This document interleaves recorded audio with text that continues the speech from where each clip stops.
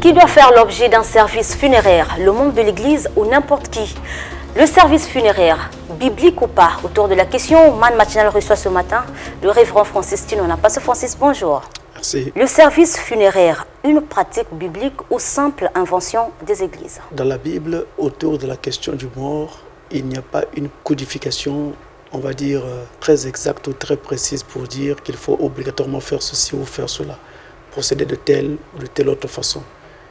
C'est quelque chose qui est très social et qui est donc ancré dans les sociétés, dans les cultures et qui en fait procède de la façon dont la culture du mort perçoit la question du mort et des soins à apporter le mort au moment où il doit être inhumé. Donc tout est question de société et de culture de façon générale. Et même à l'époque de la Bible, il y avait certaines choses qui prévalaient en Égypte, mais qui ne prévalaient pas forcément en Israël ou dans les contrées avoisinantes. Donc chaque contrée, chaque pays, chaque civilisation avait sa façon de faire. On retrouvait des similitudes, des points communs, mais il y avait aussi des différences. Donc c'est quelque chose qui fonctionne beaucoup plus en tenant compte des civilisations et des cultures plutôt que de la codification biblique, parce qu'il n'y a pas d'écriture pour cela. S'il n'y a pas d'écriture, Pasteur Francis, ça vous conviendra avec moi. On ne devrait pas avoir de service funéraire dans les églises, puisque l'église, quand on voit l'église, on voit la Bible. Mais justement, quand on dit qu'il n'y a pas d'écriture pour cela, ça ne veut pas dire que Dieu l'interdisait. Parce qu'à l'époque de Moïse déjà, il y avait une certaine codification à l'époque de l'Ancien Testament sur la façon de traiter les morts. Mais c'était une codification qui voulait beaucoup plus préserver les gens de toute souillure, que l'Éternel ne voulait pas que les vivants se frottent aux morts. Donc il essayait de prévenir cela en mettant certaines règles, qu'il ne fallait pas toucher le mort avant telle durée, il ne fallait pas faire ceci, si quelqu'un était mort dans telle situation, il fallait faire cela. Ce n'était qu'un ensemble de règles comme ça qu'on avait. Mais quant à l'inhumation proprement dite, eh bien là, il n'y a pas vraiment une codification en tant que telle. Alors, chaque fois que nous avons un cas pour lequel la Bible n'a pas parlé, nous ne pouvons pas dire que nous ne pouvons pas le faire, ou nous devons obligatoirement le faire. Il faut donc se laisser conduire. C'est pourquoi je reviens encore, c'est une question qui est relative aux sociétés, aux cultures des gens. Et donc, en quoi consiste ce service de façon concrète? Lors d'un service funéraire, on vient pour rendre hommage aux morts, à la personne du mort, à ce que le mort a été au milieu de nous avant son décès. Et la finalité, c'est donc l'inhumation du mort. On doit porter le mort en terre. Donc, dans la société juive, il y avait donc un procédé qui encadrait ce service-là. Et on avait également des procédés qui encadraient ce service chez les Babyloniens, chez les Phéniciens. Chaque société avait donc sa façon de faire. Et chez nous en Afrique également, il y a des procédés qui sont propres à nous autres Africains. Mais même au sein de l'Afrique, prise en tant que continent, il y a des différences entre les pays. Il y a des pays où le mort doit être enterré le même jour. Il y en a d'autres qui demandent d'être enterrés 7 jours après. D'autres peuvent enterrer 2-3 jours après. Et chez d'autres encore, en tout cas, le nombre de jours ne compte pas. Donc, vous voyez, il s'agit simplement d'apporter certains soins aux morts et au final, d'inhumer le mort. Tout ce procédé-là qui encadre ce moment-là qu'on appelle donc justement le service funéraire. Et le service funéraire a lieu le jour de l'inhumation. Donc au moment où on va inhumer le mort, c'est en ce moment-là qu'on tient un service funéraire. Et qu'est-ce qu'on fait? Eh bien, même si nous n'avons pas une codification exacte dans la Bible, on se réfère à certains sujets pour lesquels la Bible s'est déjà prononcée, comme les baptêmes, les mariages, et on suit un peu la façon dont cela se faisait du temps de la Bible pour ces différents événements-là. Alors, à l'occasion des services funéraires, justement, les gens se rassemblent, on prend le corps, on l'introduit dans l'église. Le service funéraire peut avoir lieu dans un endroit qui aura été loué par la famille, ou il peut avoir lieu au domicile même du défunt, là où le défunt habitait. On peut tenir ce service funéraire-là. Donc, le lieu est choisi par la famille et pas par l'église. C'est la famille qui choisit le lieu. La famille peut aussi refuser d'aller à l'église. Mais sinon, généralement, le service funéraire doit se passer à l'église. Alors, qu'est-ce qu'on fait? On prend donc le corps, on l'amène au lieu indiqué, église ou bien le lieu choisi. On dépose le corps sur un catafalque. On chante comme lors d'un culte normal et ensuite on invite un prédicateur qui va donner un petit message en rapport avec le mort qui est parti. Alors les pasteurs outillés savent eux-mêmes, les genres de messages que l'on donne à ces occasions-là. Il y en a trois types de messages que l'on donne à ces occasions-là. Et le pasteur peut choisir l'un des types de messages et il va donner selon qu'il est conduit et selon justement la personnalité du défunt. À la fin de ce message-là, eh bien, on fait le recueillement autour du cercueil de toute l'église ou de tous les membres de la famille et aussi des amis et connaissances qui sont venus accompagner le mort.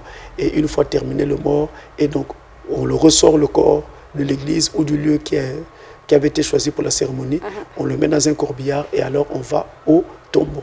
Alors, je reviens très rapidement au moment où le corps doit être introduit dans l'église ou alors dans un lieu qui a été choisi. Eh bien, en ce moment, qu'est-ce qu'on fait? Le corps est devant et l'officiant, celui qui va prêcher et qui va conduire l'office funéraire, se met derrière le cercueil. Il est tenté donc de suivre le cercueil et derrière lui viennent donc les membres de la famille. Naturellement, chacun, il y en a qui peuvent être en pleurs et tout, ça dépend de la relation qu'on avait vraiment avec le défunt. L'officiant, ça doit être le pasteur. L'officiant, ce sera donc le prédicateur qui va prêcher, c'est lui qui rentre avec le corps. Mais le corps précède, lui il vient derrière. Donc c'est seulement le pasteur qui préside le service funéraire. Le serviteur de Dieu qui a été sélectionné pour cela. Ça peut ou ne pas être le pasteur. Ça peut ou ne pas être le pasteur titulaire ou le pasteur principal. Ça peut être un ministre qui aurait été loué pour l'occasion. C'est la même chose à l'occasion des mariages. À l'occasion des mariages, il y a un serviteur de Dieu qui rentre avec le marié. Alors, dès qu'on voit un pasteur, moi, si je vois un pasteur qui rentre avec le marié, je sais que c'est ce pasteur-là qui va conduire le service. Les gens font un peu tout et n'importe quoi, mais ce n'est pas comme ça. Le pasteur qui rentre avec le marié, c'est lui qui conduira le service de la bénédiction nuptiale du mariage. De la même façon, donc, le pasteur qui rentre avec le corps, c'est lui qui va conduire donc, le service funéraire. Donc, il rentre avec le corps est placé donc, devant l'autel. Ensuite, lui, il peut aller à l'autel. Et après avoir prêché, et il descend, lui et son équipe, donc ses diacres, ils font le recueillement autour du cercueil. Après viendra donc la famille et ensuite le reste de l'église, les amis, les connaissances.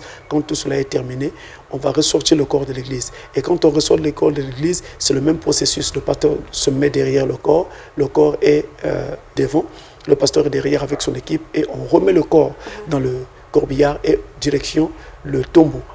Quand on arrive au tombeau, il y a aussi un service qui se fait au tombeau. Même si chez nous, ça ne se fait pas très souvent.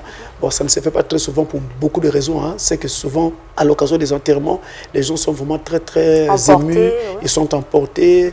Le processus est assez difficile à tenir. Mais sinon, normalement, c'est le même pasteur qui a conduit le service funéraire à l'église, qui doit arriver à la tombe. Il doit être la première personne à jeter une motte de terre dans le trou. Donc on a pris le corps, on place dans le caveau, dans le trou, et le pasteur doit être la première personne à jeter une motte de terre dans le trou en prononçant des paroles spécifiques. Et ces paroles sont tirées du livre de Job ou même de la Genèse. Genèse, par exemple, on prend le passage qui dit « Tu es poussière et tu repartiras la poussière, on jette là ». Le livre de Job, par exemple, on dit « L'homme, sa vie est courte et sans cesse agité ». Donc des paroles de ces gens, il cite un passage comme ça, pendant qu'il est en train de joindre la parole, le geste à la parole. Donc il jette une motte de terre. Et juste après ça, il se retourne, alors il peut saluer la famille pour leur souhaiter le réconfort et il quitte automatiquement le cimetière. Il est aussi en fait la première personne qui doit quitter le cimetière. Donc vous voyez, tout ce processus-là, c'est un peu difficile à tenir au moment où on est en plein service funéraire. Mais normalement, c'est comme ça que cela devait se passer. Quand vous dites normalement, ça veut dire que c'est une norme. Alors, on se demande, ça vient d'où cette norme? Puisque alors, vous avez dit que ce n'est pas biblique. La norme, elle a été établie par l'usage au travers des générations. Et donc, je dois dire qu'elle nous vient du monde anglo-saxon, ce dont je vous parle là. Donc, chez les anglo-saxons, c'est comme ça donc, que le service funéraire est conduit. Dans les églises anglo-saxonnes. Quand je dis anglo-saxon, je parle des États-Unis, de tout le monde anglophone, l'Amérique là. Donc, c'est comme ça que le service funéraire est donc conduit. Et c'est ainsi que William Branham, en fait, le conduisait. Et on le fait de cette façon-là. Donc, vous voyez, c'est établi par l'usage. Il n'y a pas un code dans la Bible, des passages qui disent « vous devez faire ceci ou faire exactement cela ». C'est pareil d'ailleurs avec les mariages. Voilà pourquoi il y a des choses qui ne peuvent pas être doctrinales. On ne peut pas dire qu'à l'occasion d'un mariage, on doit obligatoirement faire ceci ou faire cela. Non, non. On ne peut pas dire. C'est établi par l'usage en fait. Donc chaque église peut faire ce qu'elle pense être juste pour le service funéraire. Pourvu que vous puissiez, que les éléments clés soient présents. Par exemple, à l'occasion d'une bénédiction nuptiale, donc le mariage, on doit donc recevoir les mariés, qu'ils fassent leurs vœux devant public.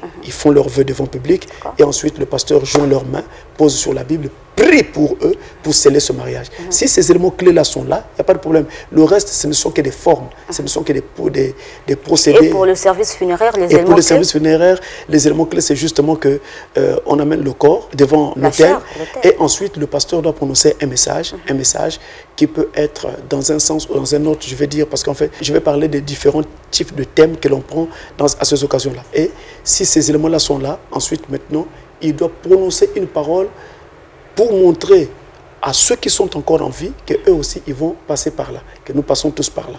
Et à la fin, c'est la motte de terre que le pasteur doit jeter dans le tombeau. Ce sont là les éléments clés lors de ce service. Permettez que je particularise un moment, Pasteur Francis. Vous venez de dire que votre prophète William Branham faisait aussi... c'est par rapport à la culture anglo-saxonne. D'accord. On a comme l'impression que le service funéraire devient récurrent actuellement qu'avant. C'est comme si avant, ça ne se faisait pas vraiment dans les églises du message. Je veux particulariser. Il faut dire que la société africaine est en train de s'occidentaliser chaque jour. Donc il y a des normes occidentales qui sont importantes dans la société africaine tout le temps. Et ce qui fait que ce qu'on ne voyait pas hier, on commence à le voir aujourd'hui. C'est pourquoi vous voyez, vous assistez maintenant à des services funéraires. Il y a aussi un autre aspect, le nombre de personnes converties. C'est-à-dire qu'en Afrique, la conversion est très grande. Les gens se convertissent beaucoup au christianisme. Et alors, à la fin de leur vie, leurs parents veulent bien qu'on puisse rendre honneur à la foi qu'ils ont témoigné pendant leur vivant. Et d'ailleurs, c'est leur souhait également de leur vivant. Ils veulent qu'un hommage comme ça leur soit rendu. Et il va aussi de soi, en tant qu'être humain, de comprendre que quelqu'un qui a milité pour quelque chose, eh bien, au moment de son départ, qu'on lui reconnaisse les valeurs pour lesquelles il a donc milité. C'est pourquoi, ayant milité pour la foi chrétienne, à la fin de sa vie, eh bien, on vient lui rendre cet hommage-là. Finalement, Pasteur Francis, qui doit faire l'objet d'un service funéraire? Est-ce que le chrétien ou n'importe qui? Alors, le service funéraire, tout comme d'ailleurs le mariage, n'importe qui peut en bénéficier. Mais qu'il soit croyant ou qu'il ne soit pas croyant. Moi, Pasteur Francis, j'ai déjà fait un service funéraire. J'avais juste été invité par une famille pour conduire ce service-là. Je suis allé et j'ai fait le service funéraire. Mais vous voyez, ce n'est pas un exercice qui est très facile parce que vous êtes tout le temps en face des cercueils et des défunts dans des cercueils. Ce n'est pas très facile à soutenir. Mais je l'ai fait à plusieurs occasions. Et j'ai aussi eu l'occasion de le faire parce que j'avais été invité par une famille à le faire. Mais ce n'est pas toujours que ces gens-là étaient des chrétiens ou que même le défunt était chrétien. Ce n'est pas cela. Parce que lors d'un service funéraire, on ne prêche pas aux morts. On prêche aux vivants. Quelle est l'importance donc du service funéraire? Mais pour justement montrer aux gens que ce que vous voyez devant vous, eh bien vous aussi vous le deviendrez. Parce que ce que vous êtes aujourd'hui, c'est ce que lui il était hier. Ce qu'il était aujourd'hui, c'est ce que vous serez demain. C'est ça le but. On ne prêche pas aux morts, mais aux vivants. On prêche aux vivants. Alors, dans d'autres milieux... Voilà pourquoi il n'y a dans la Bible aucun sacrement donné à offrir aux morts. Il n'y en a pas. Ça n'existe pas. Et pourtant, dans d'autres milieux, pasteur, les chefs religieux implorent la miséricorde divine pour le défunt.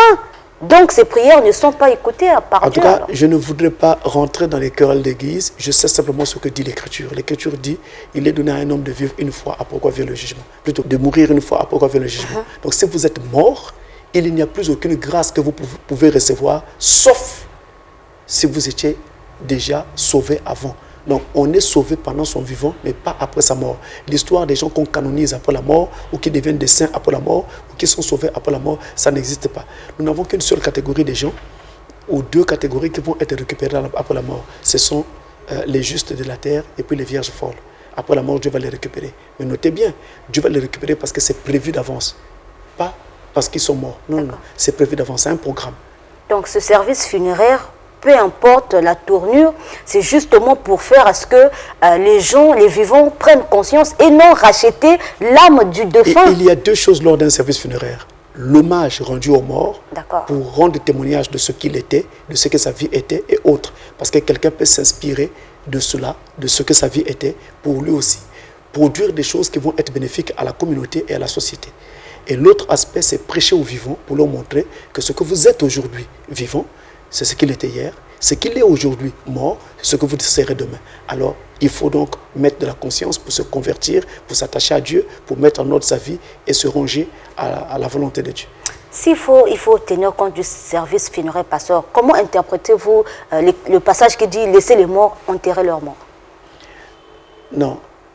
Les morts qui doivent enterrer leurs morts dont on parle là, ce sont des gens qui n'ont pas de vie en eux, parce qu'ils ne sont pas convertis, qu'ils doivent enterrer leurs morts. Et ce passage-là avait été appliqué à l'un des disciples de Jésus, parce que Jésus est en train de nous montrer que faire la volonté de Dieu, ou servir Dieu, était plus important que le reste. C'est ça qu'il lui montrait. Mais ça ne veut pas dire que nous devons ignorer nos familles et ignorer nos morts. Il n'en est pas question. Pour preuve, lorsque Jésus-Christ lui-même est mort, ce sont ses disciples qui ont essayé d'apporter des soins à son corps jusqu'à le mettre dans un tombeau. Alors vous voyez, il y a eu, pour revenir sur ce cas-là, tout un procédé qui a accompagné le traitement de la dépouille de Jésus. Des aromates qui ont été utilisés, du parfum et tout pour essayer d'embaumer le corps. C'est tout ce processus-là en fait que l'on applique autour du mort, que justement qui procède aux soins apportés aux morts et à la fin au service funéraire le jour de l'enterrement. Donc dans l'église, on embaume, on fait tout ça? Non, ce n'est pas l'église qui doit embaumer. D'accord. Si jamais un corps doit être embaumé, ce sont les pompes funèbres. D'accord. Les services de pompes funèbres qui vont devoir embaumer. Mais ça va être toujours sur la demande de la famille ou même sur la demande des autorités si on a affaire par exemple à un cas qui peut amener une pollution ou entraîner des maladies, quelque chose comme ça. Si même le corps, le cercle qui doit être utilisé doit être zinqué, et bien dans ce cas-là également, ça peut être sur la demande de la famille, la demande d'une autorité médicale ou la demande des autorités civiles parce qu'on aurait un cas de maladie. Il ne faut pas que des virus s'échappent pour pouvoir contaminer ceux qui sont en vie. Donc, en général, les soins à apporter aux morts vont dépendre des familles et vont dépendre également des règles en usage dans la communauté. Mais toutefois, il ne faut pas sortir des règles établies par la Bible. Je vais parler des règles qui sont déjà connues, comme par exemple le fait de ne pas couper les cheveux de la femme lorsqu'il s'agit de faire le deuil de son mari. Ça se fait dans nos sociétés, mais la parole de Dieu l'interdit. D'accord. La Bible interdit à la femme de couper ses cheveux. 1 Corinthiens chapitre 11. D'accord. Lors d'un service funéraire, il y a des bonnes paroles qui sortent des bouches des dirigeants, sinon de celui qui conduit donc ce service. Est-ce que cela change donc la destinée du défunt? La destinée du défunt ne peut en aucun cas être changée par le service funéraire qui se fait pour lui. Voilà pourquoi je l'ai dit, j'y reviens, j'insiste. La prédication qui se fait lors d'un service funéraire ne s'adresse pas aux morts, mais s'adresse aux vivants. Pourquoi dire des bonnes paroles pour la personne qui est partie? Les bonnes paroles que l'on dit, c'est justement pour relever la mémoire de la personne qui est partie et faire qu'il y ait quelqu'un dans la foule qui puisse peut-être s'en approprier, s'inspirer de ce que cet homme était. Et c'est surtout également pour se rappeler, garder un bon souvenir du défunt. Mais ça n'arrive pas que vous puissiez, pas vous, peut-être vous aussi vous le faites certainement, vous priez pour l'âme du défunt. Ça n'arrive pas. Non, non, non. Même si vous priez pour l'âme du défunt, ça ne changera pas sa destinée ou sa destination. On peut quand même prier. Non, mais on ne peut pas. Parce que la règle est qu'on obtient le salut avant la mort. Parce que le salut va demander une repentance. Le salut va demander une conscience. Mais là, vous n'avez plus aucune conscience. Tout est parti. Donc, tout ce que vous allez faire autour pour demander ceci et cela ne peut plus avoir un effet donné. D'accord. Donc, ne nous contredisons pas, ne nous égarons pas. Le prêche qui est fait lors d'un service funéraire ne s'adresse pas aux morts.